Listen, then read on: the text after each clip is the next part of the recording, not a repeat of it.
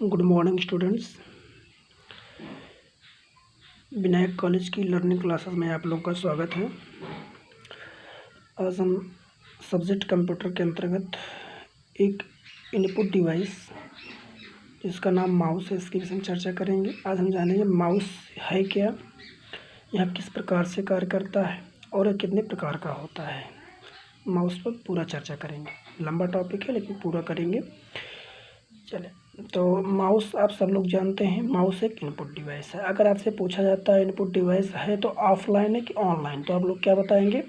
Online बताएंगे। Okay, input मतलब mouse एक ऑनलाइन इनपुट डिवाइस है, मतलब जो कंप्यूटर से मतलब सीपीयू से सीधे जुड़कर कार्य करता है। ओके गाइस, इसमें ऊपर की ओर 3 बटन होते हैं। मतलब इसमें माउस में कितने बटनें पाई जाती है बेटा?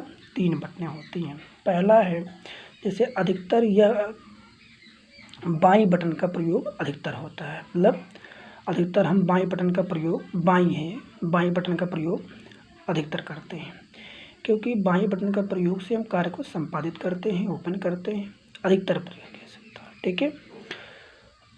दाहिनी ओर की बटन का प्रयोग कभी कभी किया जाता है, मतलब जो दाहिनी साइड की बटन होती है, लेफ्ट साइड और राइट साइड जो होती है बटन, इसका प्रयोग कभी कभी करते हैं, क्योंकि इसका कुछ अतिरिक्त प्रावधान होता है। अतिरिक्त प्रावधान का मतलब जैसे ऑब्जेक्ट जानना हो, ऑप्शन जानना हो, है ना, डिलीट करना हो तो ऑप्शन लाने होंगे, तो इसलिए विशेष प्रावधान होते हैं। उस अतिरिक्त प्रावधान के लिए हम दाहिनी बटन का प्रयोग करते हैं। ओके गाइस, आगे माउस के बीच में एक और बटन होती है। माउस के जो बीच भाग होता है उसमें एक बटन और पाई जाती है, जिसे स्क्रॉल बटन कहा जाता है।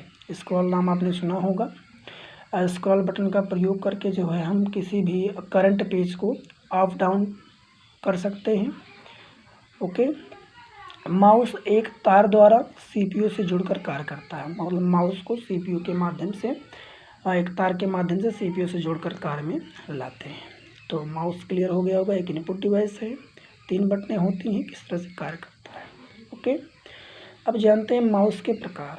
माउस मुख्यतः 3 प्रकार का होता है। माउस मुख्यतः 3 प्रकार का होता है। पहला है मैकेनिकल माउस, दूसरा है ऑप्टिकल माउस और तीसरा है वायरलेस माउस। ओके, तो पहला है मैकेनिकल माउस। मैकेनिकल माउस है क्या, ये जानते हैं। मैकेनिकल माउस में एक रबड़ बॉल होती है, जिसका कुछ भाग माउस की बाहरी बॉडी के नीचे निकला होता है। ठीक, ये इम्पोर्टेंट बात है।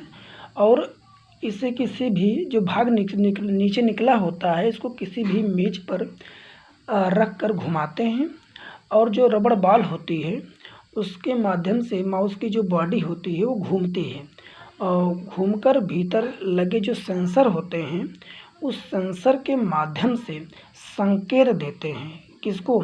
सीपीयू को, कि क्या इनपुट करना चाहता है। इस प्रकार सीपीयू से जुड़कर माउस कार्य में लगा होता है।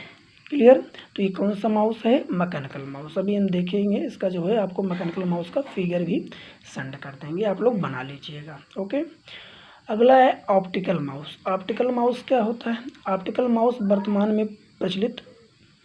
वर्तमान समय में प्रचलित एक नए प्रकार का नॉन मैकेनिकल माउस है। मतलब इसको नॉन मैकेनिकल माउस भी कहा जाता है या ऑप्टिकल माउस भी कहा जाता है। ये वर्तमान में अधिकतर प्रयोग में लाया जा रहा है। आप लोग सामान्य तौर पर जहाँ कंप्यूटर सीखते हैं या पढ़ते हैं वहाँ पर जिस माउस का प्रयोग करते हैं उसको ऑप्टिकल माउस कहा जाता है। ओके, इसमें एक प्रकाश का एक पुंज इसकी निचली सतह से उत्सर्जित होता है, और इसी पुंज के परावर्तन के आधार पर ऑब्जेक्ट की दूरी और दिशा और गति तय करता रहता है, जिससे कि हम माउस को कहीं पर भी रखकर कर्सर घुमाते हैं तो आपका जो पॉइंटर होता है, कर्सर होता है, वो अपना दिशा निर्धारित कर लेता है। ये है आपका ऑप्टिकल माउस।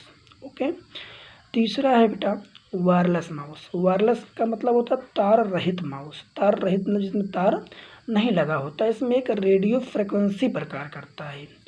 रेडियो जो फ्रिक्वेंसी होती है, जिसके कंप्यूटर से कनेक्ट करने के लिए तार की आवश्यकता नहीं होती। मतलब जो रेडियो फ्रिक्वेंसी होती है, ये अगर लगा होता है, इसके आधार पर कार्य करता है, तो तार की ज़रूरत नहीं पड़ती है। यह माउस रेडियो फ्रिक्वेंसी तकनीक की सहायता से ही कंप्यूटर स्क्रीन पर स्थित पॉइंटर को कंट्रोल करने में सहायक होता है।